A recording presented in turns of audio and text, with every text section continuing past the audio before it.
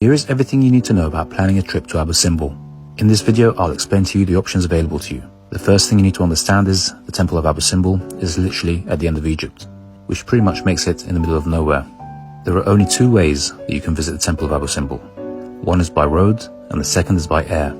So let's talk about the road option first, as this is the one that most people use. Most people visiting the Temple of Abu Simbel will be on a cruise of some sort on the Nile. And once you reach your final destination in Aswan, then you can ask to go on this tour. But there's some things to bear in mind. The first one being is that the round trip is around 600 kilometers, 290 miles each way, which takes about 3.5 hours by bus.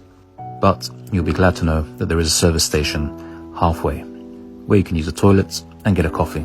Something to note, they don't accept cards and you will have to pay to use the toilet, so make sure you have local currency with you. Now the cost of the trip will depend on the company that you're with and whether you're doing a private tour or a group tour.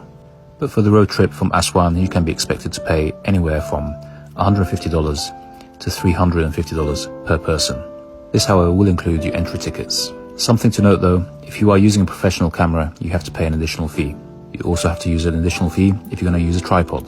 However, the fee is minimal. It's around $10 to $15. Using your phone is absolutely free and you can film and take pictures as much as you want with your phone. I'm talking about things like DSLR cameras. Now you might be thinking, you don't want to do a 6-hour road trip, let's fly there instead. This option is also available to you. However, something to note is you cannot get to Abu Simbel from Luxor, and only Egypt Air flies to Abu Simbel. If you're in Luxor and you plan to go to Abu Simbel, I don't recommend it because you have to return to Cairo, to then return back to Aswan, to then get another flight, and it can take you up to 10 hours with all your transfers. However, if you're in Cairo and you want to visit Abu Simbel, that is much better, because if you plan it carefully, you can transfer quite quickly from Cairo. So depending on the season, there are 2 flights daily from Aswan to Abu Simbel. The aircraft that you arrive in will be the aircraft you return in. However, you can't leave any hand luggage on the flight. There is a free shuttle bus provided by Egypt Air, which takes you to the temple. You can, however, leave your personal belongings on there. If you have hold luggage though, it can stay on the aircraft. I'm talking about hand luggage here. If you fly in, you'll have roughly 2.5 to 3 hours at the temple. Bear in mind, this includes transportation from the airport.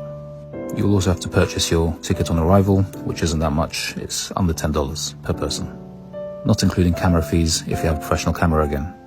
Something to note that there are special trips to Abu Simbel that are on the 22nd of February and the 22nd of October. These are for a special festival that I spoke about before, where the sun shines through the temple. So I hope this video helped you better understand and plan your trip to Abu Simbel, a must visit.